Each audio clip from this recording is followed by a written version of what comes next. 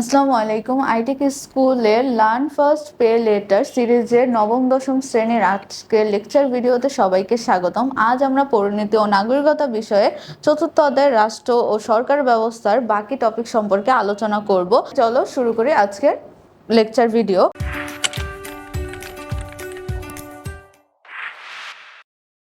আমরা গত ক্লাসে রাষ্ট্রের বিভিন্ন ধরনের প্রকারভেদ সম্পর্কে জেনেছি। যারা আগের ক্লাসটি করেনি অবশ্যই সেটা করে আসবে।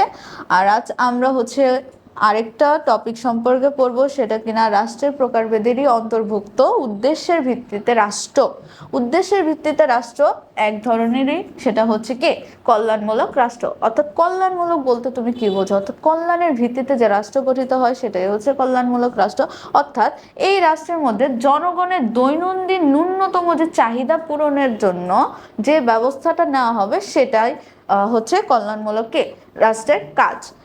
অর্থাৎ যে রাষ্ট্রের জনগণের দৈনন্দিন ন্যূনতম চাহিদা পূরণের জন্য কল্যাণমূলক কাজ করা হয় সেটাই হচ্ছে কি কল্যাণমূলক রাষ্ট্র। কল্যাণমূলক রাষ্ট্রের মধ্যে মৌলিক চাহিদা কর্মসূচিটা বাস্তবায়ন বেশি করা হয়। যারা মৌলিক চাহিদা দৈনন্দিন জীবনে পূরণ করতে অক্ষম তাদের জন্য এই রাষ্ট্র কাজ করে থাকে।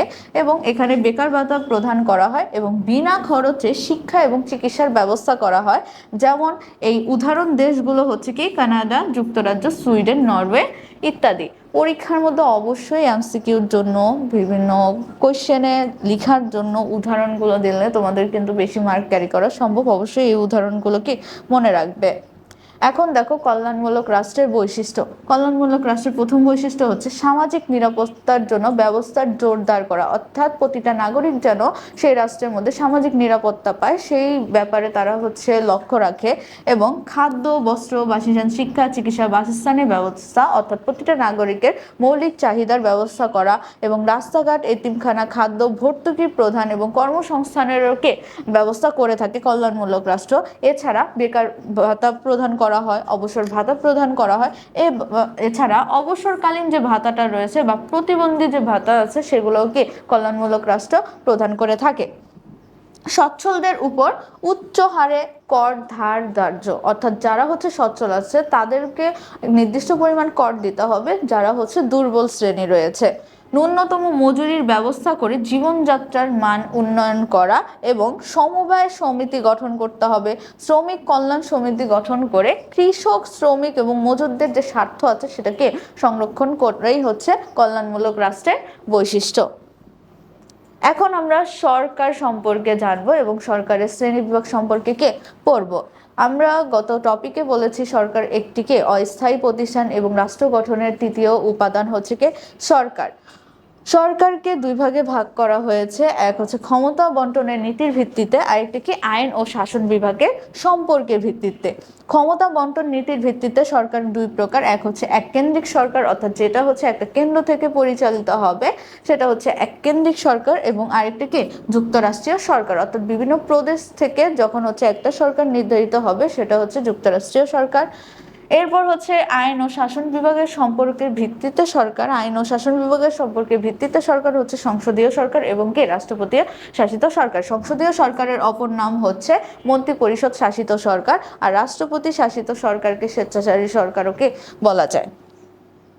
এখন দেখো ক্ষমতা বন্টনের ভিত্তিতে যে সরকার, এককেন্দ্রিক সরকার, সেটা কাকে বলে? আমরা আগেই বলছি ক্ষমতা যখন একটা কেন্দ্র থেকে পরিচালিত হবে সেটাকে এককেন্দ্রিক সরকার বলবে।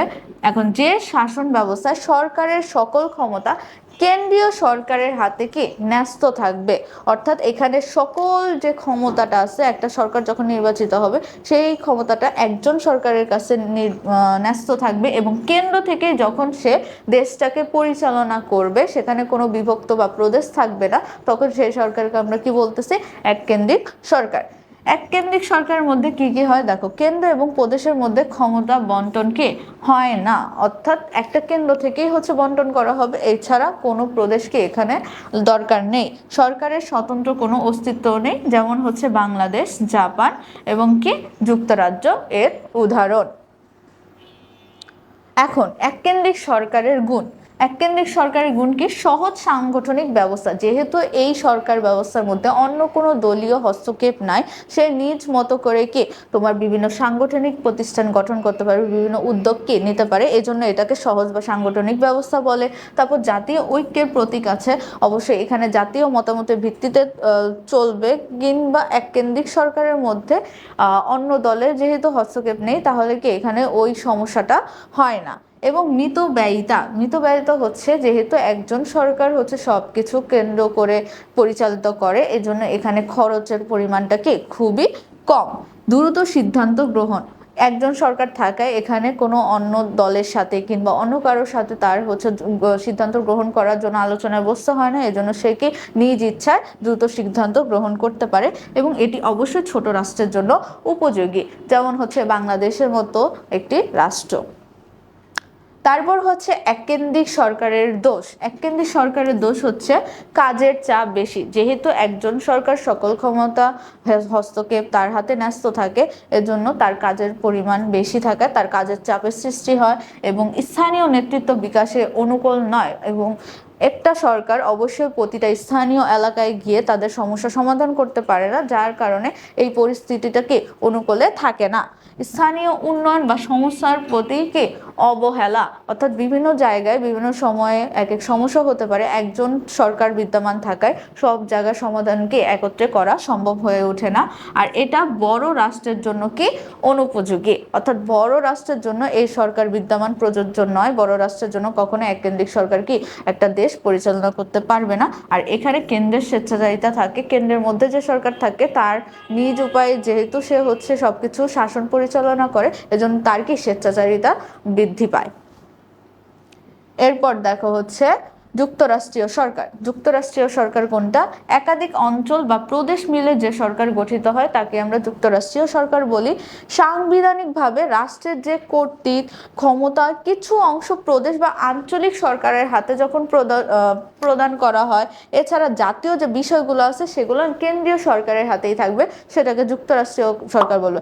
অর্থাৎ রাষ্ট্রের মধ্যে কিছু কিছু দায়িত্ব আছে যেগুলো হচ্ছে কি আঞ্চলিক বা প্রদেশের সরকারের মধ্যে কি হস্তক্ষেপ করা হবে, এবং কিছু বিষয় হচ্ছে কি মেইন যে সরকার অর্থাৎ কেন্দ্রীয় যে সরকার থাকবে সেই সরকারের হাতে কি ন্যস্ত থাকবে, তখনই তাকে আমরা কি যুক্তরাষ্ট্রীয় সরকার বলবো। আর এখানে অবশ্যই মৌলিক ক্ষমতার কি অধিকারী হয়, স্ব ক্ষেত্রে স্বাধীন স্বতন্ত্র থেকে দেশ পরিচালনা করে। প্রতিটা প্রদেশ থেকে প্রতিটা অঞ্চল থেকে তারা নিজ নিজ উদ্যোগে কি দেশ পরিচালনা করার সুযোগ পায়, এখানে অন্য কোনো সরকার তাদেরকে কি হস্তক্ষেপ করবে না। আর দ্বৈত সরকার ব্যবস্থা বিদ্যমান, যেহেতু যুক্তরাষ্ট্রীয় অর্থাৎ অনেকগুলো দেশ যুক্ত হবে, এখানে একের অধিক, এজন্য এখানে কি দ্বৈত সরকার বিদ্যমান, যেমন হচ্ছে ভারত, মার্কিন যুক্তরাষ্ট্র, কানাডা এর উদাহরণ। তারপর দেখো যুক্তরাষ্ট্রীয় সরকারের গুণ। জাতীয় ঐক্য আঞ্চলিক স্বাতন্ত্র্যের সমন্বয় ঘটায়, অর্থাৎ যুক্তরাষ্ট্রীয় সরকারের মধ্যে প্রতিটা অঞ্চলে যখন হচ্ছে আলাদা আলাদা করে হচ্ছে পরিচালনা হচ্ছে, শাসন করা হচ্ছে, তারা প্রত্যেকেই কি জাতীয় ঐক্য এবং হচ্ছে আঞ্চলিক যে স্বাতন্ত্র্য অর্থাৎ অঞ্চল ভেদে তারা যে নিজের মতো করে পরিচালনা করার সুযোগ পায়, সেই সমন্বয়টা কি ঘটছে। এবং কেন্দ্রীয় সরকারের কাজের চাপকে কমায়, যেহেতু প্রত্যেকে আলাদা করে ক্ষমতা বিভক্ত করে দেওয়া হয়েছে, এজন্য কেন্দ্রীয় সরকারের কি কাজের চাপ কমে গেছে। আর আঞ্চলিক সরকারের সমস্যা সমাধানের উপযোগী। ওই যে এককেন্দ্রিক সরকারে আমরা বললাম যে একজন সরকার বিদ্যমান থাকা, অঞ্চল ভেদে কোনো সমস্যা হলে একজন সরকার কি প্রতিটা সমস্যার সমাধান একদিনে করতে পারে না, কিন্তু যুক্তরাষ্ট্রীয় সরকারের মধ্যে কি এই জিনিসটা পরিলক্ষিত হয়, কারণ অঞ্চল ভেদে যে সরকারগুলো আছে তারা নিজ নিজ অঞ্চলের সমস্যা সমাধানে কি করতে সক্ষম। রাজনৈতিক চেতনা বৃদ্ধি ও স্থানীয় নেতৃত্বের বিকাশে সহায়ক, অর্থাৎ প্রতিটা সরকার আঞ্চলিকভাবে তাদের রাজনৈতিক চেতনা বৃদ্ধি করে এবং স্থানীয় যে নেতৃত্ব আছে সেটাকে প্রপারলি করতে পারে, এজন্য এটা নেতৃত্ব বিকাশেও কি সহায়ক। আর কেন্দ্রের স্বেচ্ছাচারিতাকে লোপ পায়, এখানে একক কেন্দ্র থেকে যে সরকারটা মানে পরিচালিত হবে বা একক সরকার যে শাসন করবে সেই জিনিসটা নেয়, এজন্য কেন্দ্রের যে স্বেচ্ছাচারিতা সেখানে কি লোপ পায়। এখন যুক্তরাষ্ট্রীয় সরকারের দোষ বা একটু দিই, এখানে অবশ্যই দুর্বল সরকার, যেহেতু একটা অঞ্চল বেঁধে হচ্ছে আলাদা আলাদা করে শাসন ব্যবস্থা করা হয়, অবশ্যই প্রত্যেকের শাসন ব্যবস্থা আরেকজনের সাথে মিলবে না, এজন্য এদিকে সরকারটাকে দুর্বল অবস্থায় আছে এবং জটিল প্রকৃতির শাসন, এক এক অঞ্চল ভেদে এক এক রাষ্ট্র ভেদে এক এক যে শাসন, এজন্য কি এটা জটিল হয়ে ওঠে এবং বিচ্ছিন্ন হওয়ার আশঙ্কা, একক শাসন ব্যবস্থা না থাকায় এক এক প্রয়োগ করার কারণে এটা বিচ্ছিন্ন হওয়ার কি আশঙ্কা থাকে, ক্ষমতার দ্বন্দ্ব থাকে এবং এই সরকার যেহেতু একাধিক সরকার বিদ্যমান, এজন্য এটা কি তোমার কম খরচে হয় না, এখানে বেশি খরচের প্রয়োজন হয়, এজন্য এটাকে ব্যয়বহুল বলা হয়েছে। এখন দেখো আইন ও শাসন বিভাগের সম্পর্কের ভিত্তিতে সরকারের শ্রেণী বিভাগ। প্রথমত আমরা বলেছিলাম কি সংসদীয় সরকার। সংসদীয় সরকার কোনটা, যেটা কিনা আমরা মন্ত্রী পরিষদ শাসিত সরকার বলেছি, যে আইন ও শাসন বিভাগের মধ্যে সম্পর্ক অন্তত ঘনিষ্ঠ থাকবে, অর্থাৎ যে বিভাগের মধ্যে আইন বিভাগ এবং শাসন বিভাগ দুইটা বিভাগের মধ্যে কি তোমার সম্পর্ক অত্যন্ত ঘনিষ্ঠ থাকবে এবং শাসন বিভাগের যে স্থায়ী বা কার্যকারিতা আইন বিভাগের ওপর কি ডিপেন্ড করবে, অর্থাৎ শাসন বিভাগ আইন বিভাগ একে অপরের সাথে যুক্ত থাকবে এবং শাসন বিভাগের যে কাজগুলো সেগুলো আইন বিভাগের ওপর কি নির্ভরশীল থাকবে, তাকে আমরা কি সংসদীয় শাসিত সরকার বলবো কিংবা মন্ত্রী পরিষদ শাসিত সরকার বলবো। ঠিক আছে, এখন মন্ত্রিসভার হাতে দেশের সকল ক্ষমতা নির্ধারণ থাকে, এখানে কি একজন সরকার থাকবে, সেই সরকার হচ্ছে তাদের যে মন্ত্রিসভা আছে সেখানে সকল ক্ষমতা কি তাদের হাতে ন্যস্ত করবে। এখন সাধারণ নির্বাচনে সংসদের সংখ্যাগরিষ্ঠ আসনে বিজয়ী দলই কি মন্ত্রিসভা গঠন করে, অর্থাৎ আমাদের বাংলাদেশের কথা তুমি যদি চিন্তা করো, যে আমাদের বাংলাদেশে মন্ত্রী পরিষদ শাসিত সরকার, এখানে একজন সরকার বিদ্যমান হবে কিন্তু তার যে সংখ্যাগরিষ্ঠ দল, অর্থাৎ বাংলাদেশে নির্বাচন হওয়ার পরে যে দল বেশি সংখ্যাগরিষ্ঠতা লাভ করবে তাকেই কি ওই সরকারের আসনে দেওয়া হবে। এটাই বলেছে যে সাধারণ নির্বাচনে সংসদের সংখ্যাগরিষ্ঠ আসনে, অর্থাৎ ওই যে আসনের মধ্যে যাদের দলের সংখ্যা বেশি হবে সেই দল থেকে কি একজন সরকার পরিচালিত হবে বা একজন সরকার সেই আসনে কি বসবে। এখন দলের আস্থাভাজনকে, এখানে দলের আস্থাভাজন হিসেবে কাজ করে একজন প্রধানমন্ত্রী, যে কিনা ওই 350 জন আসনের মধ্যে কি একজন প্রতিনিধিত্ব করবে। এখন প্রধানমন্ত্রী অন্যান্য দলের সদস্যদের মধ্য থেকে মন্ত্রীকে নিয়োগ দেন। প্রধানমন্ত্রী কোথা থেকে হবে, অন্যান্য দলের সদস্যদের মধ্য থেকে কি মন্ত্রী নিয়োগ দিবেন এবং তাদের যে দপ্তর আছে সেটাকে তাদের আলাদা আলাদাভাবে বন্টন করে দিবেন, ভাগ করে দিবেন। যেমন পার্লামেন্টারি সরকারও বলা হয়, এটাকে কি পার্লামেন্টারি সরকারও বলা হয়। তাহলে সংসদীয় সরকারে তুমি কয়টা নাম পাইছো, এক হচ্ছে সংসদীয় সরকার, মন্ত্রী পরিষদ শাসিত সরকার এবং কি পার্লামেন্টারি সরকার। এর উদাহরণ হচ্ছে বাংলাদেশ, ভারত, যুক্তরাজ্য, কানাডা, সুইডেন ইত্যাদি, অর্থাৎ সংসদীয় সরকারের উদাহরণ হচ্ছে এগুলো। এখন দেখো সংসদীয় সরকারের মধ্যে একজন নিয়মতান্ত্রিক বা রাষ্ট্রপ্রধান কে থাকবে, অর্থাৎ নিয়মতান্ত্রিক উপায়ে একজনই সরকার হবে বা রাষ্ট্রপ্রধান হবে, তবে প্রধানমন্ত্রীর নেতৃত্বে প্রকৃত কে শাসন হবে। এখানে একজন রাষ্ট্রপ্রধান বা রাষ্ট্রপতি থাকবেন কিন্তু দেশটা পরিচালনা হবে কি প্রধানমন্ত্রীর প্রকৃত শাসনের ভিত্তিতে। প্রধানমন্ত্রীর গুরুত্ব এখানে সবচেয়ে বেশি থাকে। আইনসভার সার্বভৌমত্ব ক্ষমতার অধিকারী হয়, আইনসভাকে সার্বভৌমত্ব ক্ষমতার অধিকারী হয়ে থাকে।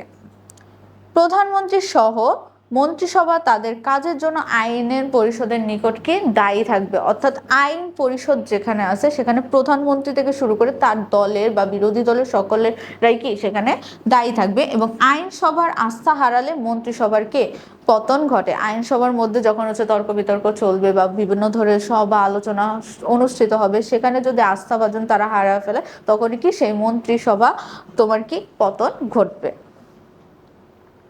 এখন দেখো সংসদীয় সরকারের কি গুণ, এখানে অবশ্যই দায়িত্বশীল শাসন ব্যবস্থা থাকে, কেননা হচ্ছে এটা জনগণের দ্বারা হচ্ছে পরিচালিত হয়ে এটা কার্যকর করা হয়। অবশ্যই এখানে তাদেরও কি একটা দায়িত্ব থাকবে এবং তারা ওই দায়িত্বের ভিত্তিতে কি শাসন কার্য পরিচালনা করার আইন প্রণয়ন করে এবং কিনা ব্যবস্থা গ্রহণ করে। আইন ও শাসন বিভাগের মধ্যে এখানে সম্পর্ক প্রচুর ঘনিষ্ঠ থাকবে, আইন বিভাগ ছাড়া শাসন বিভাগ চলবে না, শাসন বিভাগ ছাড়া আইন বিভাগ চলবে না। এবং বিরোধী দলের মর্যাদা, তারা বিরোধী দলকে সম পরিমাণ মর্যাদা প্রদান করে থাকে, বিরোধী দলের মতামত গ্রহণ করে থাকে এবং সমালোচনার সুযোগ হয়। আইনসভার মধ্যে তর্ক বিতর্কে তারা হচ্ছে সমালোচনার সুযোগ দিয়ে থাকে এবং রাজনৈতিক শিক্ষা দিয়ে থাকে। কিন্তু সংসদীয় সরকারের কিন্তু ত্রুটি রয়েছে, যেগুলো হচ্ছে স্থিতিশীলতার অভাব, অর্থাৎ সরকারের কোনো অনিয়ম ঘটলে সেই সরকারের পতন বিদ্যমান থাকতে পারে, এজন্য এখানে স্থিতিশীল সরকার বিদ্যমান নেই। ক্ষমতার অবিভাজন, এখানে ক্ষমতার উৎসের ভিত্তিতে কোনো ব্যাঘাত ঘটলে সেখানে অবিভাজন ঘটতে পারে। অতি দলীয় মনোভাব থাকতে পারে, যেহেতু রাজনৈতিক সরকার হচ্ছে সংসদীয় সরকারের মধ্যে বিভিন্ন দল থাকতে পারে, বিরোধী দলের লোকও আসতে পারে, এজন্য এখানে কি অতি দলীয় মনোভাব দেখা দেয়। এবং সিদ্ধান্ত গ্রহণে বিলম্ব, এক একজন এক এক সিদ্ধান্তের মতের অধিকারী হয়, যার কারণে বিভিন্ন ধরনের সিদ্ধান্ত নেওয়াটা একটু সময় সাপেক্ষ ব্যাপার হয়ে যায়। এখন দেখো রাষ্ট্রপতি শাসিত সরকার, একটু আগে আমরা পড়ছি সংসদীয় শাসিত সরকার, যেখানে প্রধানমন্ত্রী হচ্ছে মেইন থাকবে, আর এখানে হচ্ছে রাষ্ট্রপরিষদ শাসিত সরকার, যেখানে রাষ্ট্রপতি কি তোমার মেয়ে, অর্থাৎ সেই সরকারকেই বোঝায় যেখানে শাসন বিভাগ তার কাজের জন্য আইন বিভাগের নিকট কি দায়ী থাকে না। এখানে শাসন বিভাগ আইন বিভাগের নিকট কি কোনো দায়ী থাকবে না। রাষ্ট্রপতি তার পছন্দের ব্যক্তি নিয়ে কি মন্ত্রিসভা গঠন করবে, এখানে নির্দিষ্ট কতজন হবে সেই কথা কি বলা নেই। রাষ্ট্রপতি ও মন্ত্রিসভারও সদস্য নন। প্রধানমন্ত্রী কিন্তু মন্ত্রিসভার কি সদস্য ছিলেন, কিন্তু এখানে রাষ্ট্রপতি মন্ত্রিসভার সদস্য হবে না।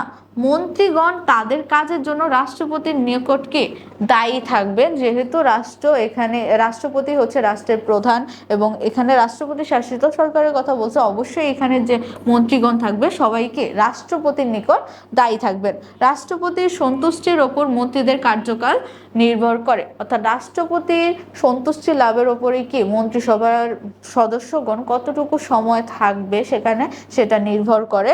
এবং রাষ্ট্রপতি সকল ক্ষমতার অধিকারী হয়, তিনি প্রকৃত শাসক ও সরকার প্রধান, অর্থাৎ রাষ্ট্রপতি শাসিত সরকারের মধ্যে একমাত্র প্রধানকে শাসক ও সরকার প্রধানকে রাষ্ট্রপতি শাসিত সরকার, যেটা কিনা মার্কিন যুক্তরাষ্ট্রের মধ্যে কি বিদ্যমান। এখন দেখো রাষ্ট্রপতি শাসিত সরকারের গুণ। রাষ্ট্রপতি শাসিত সরকারের গুণের মধ্যে একটি হচ্ছে স্থিতিশীল ব্যবস্থা, কারণ এখানে কোনো বিরোধী দলের প্রাধান্য নেই। এখানে একজন রাষ্ট্রপতি, সেই হচ্ছে স্থায়ীভাবে কি একটা নির্দিষ্ট সময়ের জন্য রাষ্ট্র পরিচালনা করে। আর এখানে দক্ষ শাসন ব্যবস্থা বিদ্যমান, যেহেতু একজন রাষ্ট্রপতি আছে, সে অবশ্যই তার দক্ষতার ভিত্তিতে শাসন ব্যবস্থা পরিচালনা করবে, এবং দলীয় মনোভাবের কম প্রতিফলন হয়। এখানে বিভিন্ন ধরনের দল না থাকায় এখানে দলীয় মনোভাবটা দেখা যায় না, এজন্য এখানে কি কম প্রতিফলিত হয়, এবং দ্রুত সিদ্ধান্ত গ্রহণ নেওয়া যায়। রাষ্ট্রপতি একাই সে নিজের মতের ভিত্তিতে দ্রুত সিদ্ধান্ত গ্রহণ করতে পারে, এবং ক্ষমতার স্বাতন্ত্র্যীকরণ, অর্থাৎ ক্ষমতাটা তার নিজের আয়ত্তে রেখে সে কি পরিচালনা করতে পারে। এখন রাষ্ট্রপতি শাসিত সরকারের ত্রুটি কি? ত্রুটি হচ্ছে স্বেচ্ছাচারী শাসন। এখানে যে রাষ্ট্রপতি সে নিজ উদ্যোগে নিজের মতো করে শাসন পরিচালনা করে, যেখানে স্বেচ্ছাচারী শাসন দেখা দেয়, এবং অনমনীয় শাসন ব্যবস্থাটাও দেখা দিতে পারে। এছাড়া বিভিন্ন বিভাগের মধ্যে সুসম্পর্কের অভাব থাকতে পারে, যেহেতু আমরা বলেছি আইন বিভাগের সাথে শাসন বিভাগের কোনো কি সম্পর্ক নেই, এজন্য বিভিন্ন বিভাগ তারা নিজেরা আলাদা আলাদা করে কি পরিচালিত হয়, এজন্য তাদের মধ্যে যে সুসম্পর্কের দিকটা অভাব রয়ে যায়। আশা করি ভিডিওটি ভালো লেগেছে। আজ আমরা চতুর্থ অধ্যায় সব লেকচার ভিডিও শেষ করেছি। যারা আগের ভিডিওটি দেখোনি অবশ্যই গিয়ে দেখে আসবে। এছাড়া কোর্স ফি দিয়ে আইটিকে স্কুলকে সাপোর্ট দাও। আজকের ক্লাস এখানেই শেষ, দেখা হচ্ছে পরবর্তী ক্লাসে। এখন আল্লাহ হাফেজ।